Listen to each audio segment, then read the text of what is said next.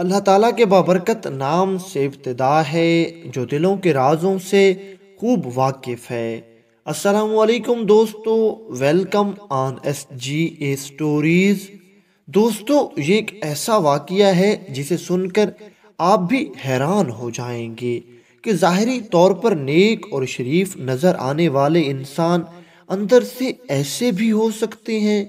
یہ ایک ایسے شخص کی کہانی ہے کہ جس نے 100 سے زیادہ عمرے کیے تھے، لیکن پھر بھی مکہ مکرمہ جیسے عظیم شہر میں اس کو قتل کر دیا گیا۔ آپ اس ویڈیو میں اس شخص کا وہ گناہ سنیں گے کہ جس کی پاداش میں اس کو قتل کر دیا گیا۔ اس واقعے کو مکمل سمجھنے کے لیے اس ویڈیو کو آخر تک ضرور دیکھیں۔ پیارے دوستو، آج جس شخص کا واقعہ ہم بتانے والے ہیں اس شخص کا نام عبدالحنان بتایا جاتا ہے۔ یہ انتہائی نیک شخص تھا اور ہر کوئی اس کے حسن اخلاق کے گن گاتا تھا۔ لوگوں میں مشہور تھا کہ اس نے 100 سے زیادہ عمرے کر رکھے ہیں۔ اس کے بارے میں یہ بھی مشہور تھا کہ یہ حاجیوں کو پانی پلاتا ہے اور حج پہ آنے والوں کی خدمت کرتا ہے۔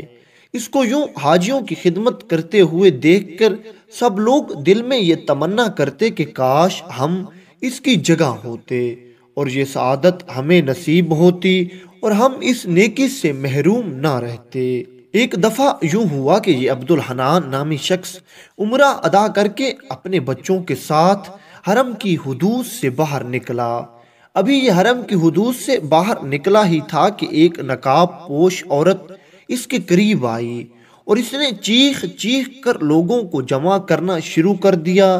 جب کافی لوگ اس کے قریب آ گئے تو یہ عورت کہنے لگی، یہ عبدالحنان نامی شخص میرا مجرم ہے، اس نے میرے ساتھ ظلم اور زیادتی کی ہے۔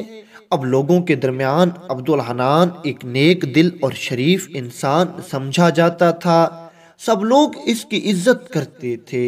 لیکن جب اس نقاب پوش عورت نے اس عبدالحنان پر الزامات کی بارش کی تو سب لوگ ہکے بکے اور حیران و پریشان رہ گئے کہ یہ عورت کون ہے اور یہ عبدالحنان پر اس طرح کے الزام کیوں لگا رہی ہے۔ عبدالحنان کے ساتھ اس کے جوان بیٹے بھی تھے جو اس نقاب پوش عورت کی بات سن کر طیش میں آ گئے اور کہنے لگے، سب لوگ جانتے ہیں کہ ہمارا باپ ایک شریف انسان ہے اور متقی پرہیزگار ہے، تم ہمارے باپ پر بے بنیاد الزام لگا رہی ہو، تمہیں یہ زیب نہیں دیتا کہ تم ایک نیک اور شریف انسان کی عزت یوں لوگوں کے سامنے اچھالو۔ عبدالحنان کے بیٹوں کی یہ باتیں سن کر یہ عورت رونے لگی اور چیخ چیخ کر دہائی دینے لگی، اے لوگو میرا یقین کرو، یہ انسان میرا مجرم ہے، اس نے میرے ساتھ ظلم اور زیادتی کی ہے۔ یہ سب باتیں ہو رہی تھیں لیکن عبدالحنان بالکل خاموش کھڑا تھا۔ لوگ یہ سمجھ رہے تھے کہ شاید یہ عبدالحنان اس لیے خاموش ہے کہ یہ اس عورت کو کوئی جواب نہیں دینا چاہتا اور یہ بے عزت ہونے سے ڈر رہا ہے، اس لیے یہ اس عورت کے ساتھ بحث نہیں کر رہا۔ لیکن یہ عورت مسلسل عبدالحنان پر الزامات لگا رہی تھی اور کہہ رہی تھی کہ یہ ایک ظالم شخص ہے اور جب اس کی حقیقت کھل کر آپ سب لوگوں کے سامنے آئے گی تو تم لوگ حیران رہ جاؤ گے۔ ادھر عبدالحنان کے بیٹوں اور اس کی بیوی کے درمیان بحث اور تکرار چل رہی تھی کہ اتنے میں حرم شریف کی پولیس بھی آ گئی اور یہ کہنے لگی، بی بی اگر اس نے تمہارے ساتھ کوئی ظلم اور زیادتی کی ہے تو تم قاضی کے پاس چلی جاؤ اور قاضی کے سامنے اپنا بیان دو، پھر جو قاضی وقت فیصلہ کرے گا اس کے مطابق عمل کیا جائے گا۔ یہ عورت اور عبدالحنان اور کچھ معتبر لوگ قاضی وقت کے پاس گئے اور ساری بات قاضی کے سامنے رکھی گئی۔ وہاں پہنچ کر عبدالحنان کہنے لگا کہ یہ عورت فاحشہ ہے اور مجھ پر جھوٹا الزام لگا رہی ہے، میں اس کو جانتا تک نہیں کہ یہ کون ہے اور کیوں ایسا کر رہی ہے، میری سمجھ سے یہ بات باہر ہے۔ عبدالحنان کے منہ سے اپنی صفائی سنتے ہی سب لوگ کہنے لگے، ہاں ہاں عبدالحنان ایک نیک اور شریف انسان ہے، ایسا ہو ہی نہیں سکتا کہ یہ کسی عورت کے ساتھ ظلم و زیادتی کرے، ہو سکتا ہے یہ عورت فاحشہ ہو۔ قاضی شہر نے جب سب لوگوں کو عبد الحنان کی طرف دیکھا تو اس نے عبد الحنان کے حق میں فیصلہ دے دیا اور اس کو جانے کی درخواست کی، اور ساتھ میں اس عورت سے یہ بھی کہہ دیا کہ بی بی تم اپنی عزت بازار میں کیوں اچھال رہی ہو؟ تم کیوں ایک نیک اور شریف انسان پر الزام لگا رہی ہو؟ بہتر نہیں کہ تم اس انسان کو اس طرح تنگ کرو۔ اگلی بار اگر تم نے ایسی حرکت کی تو میں تمہیں سزا سنا دوں گا۔ یہ عورت قاضی شہر کی عدالت سے نامراد لوٹی اور حرم پاک میں آ کر اللہ تعالیٰ سے دعا کرنے لگی، یا اللہ یہ وہ جگہ ہے جہاں پر تیرے پاک محبوب نے سجدے کیے تھے، یہ وہ پاک جگہ ہے کہ جہاں آنے کے بعد تو سب کی دعائیں قبول فرماتا ہے، یہ وہ پاک جگہ ہے کہ جہاں سے کوئی نامراد نہیں لوٹتا۔ یا اللہ میں دنیا کی عدالت سے ناکام اور نامراد لوٹ چکی ہوں، اب مجھے ایک ہی سہارا ہے اور وہ سہارا صرف تیرا ہی ہے۔ تو ہی مجھ بے سہارا کی لاج رکھ لے اور مجھے یوں سب لوگوں کے سامنے ذلیل و رسوا ہونے سے بچا لے۔ اے اللہ تو جانتا ہے کہ میں بے گناہ ہوں اور عبد الحنان میرا مجرم ہے، اگر میں سچی ہوں تو مجھ کو انصاف عطا کر، اور اگر میں جھوٹی ہوں تو بے شک مجھے وہ سزا دے جو جھوٹوں کی سزا ہے۔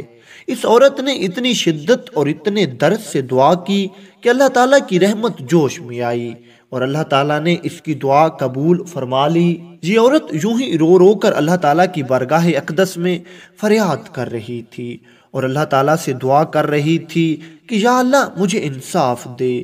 تبھی وہاں سے امام کعبہ کا گزر ہوا۔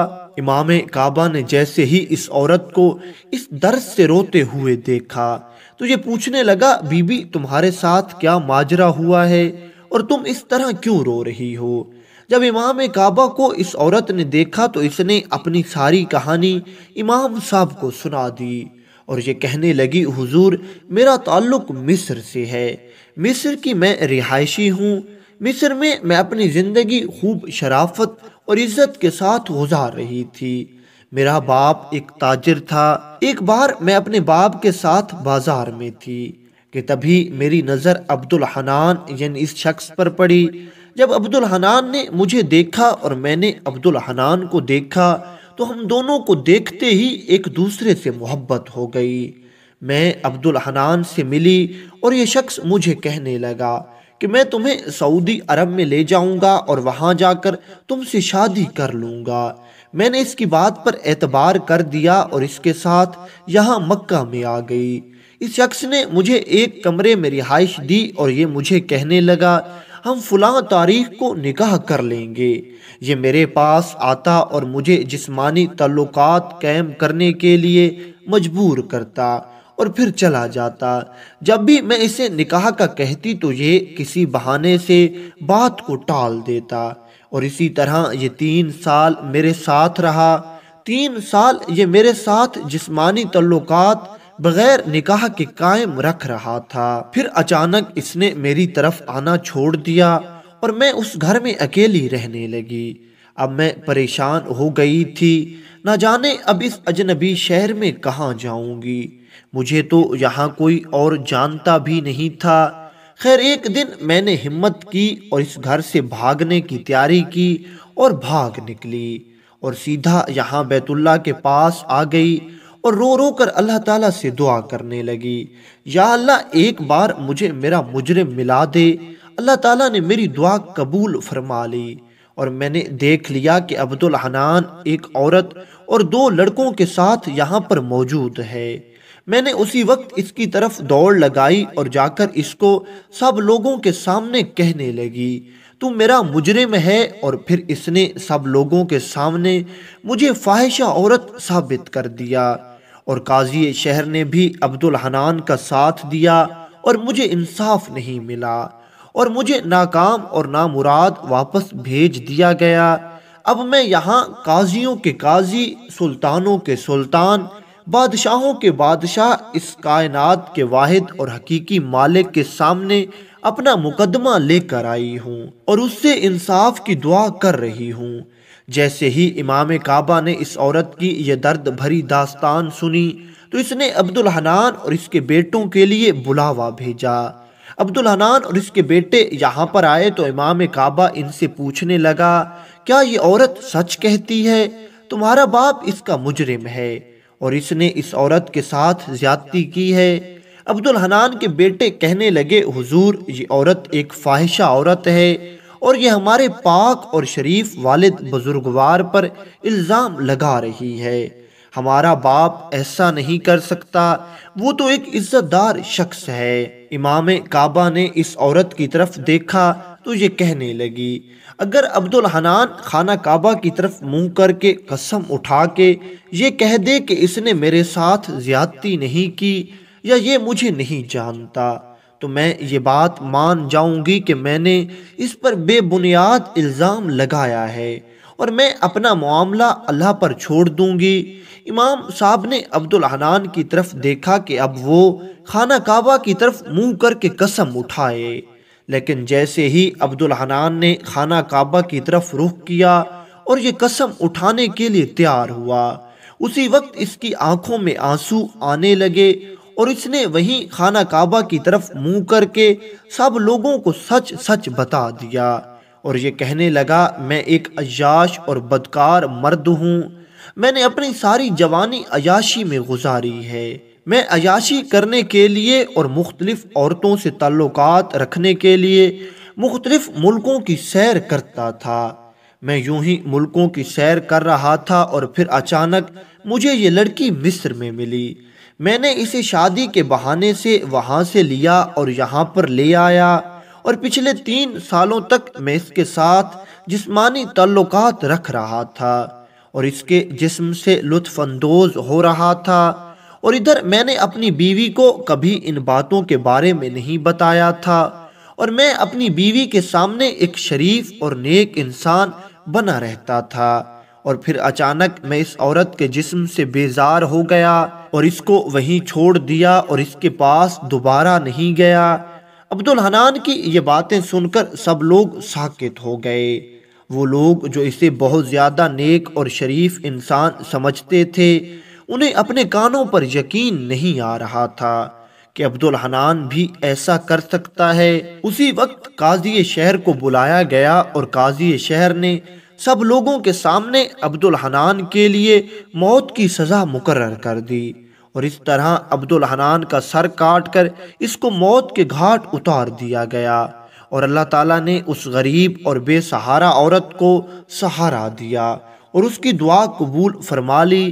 بے شک دوستو، جس کا کوئی نہیں ہوتا اللہ تعالیٰ اس کے ساتھ ہوتا ہے، اور دنیا والے جس پر ظلم کرتے ہیں اللہ تعالیٰ اس کو انصاف ضرور دیتا ہے۔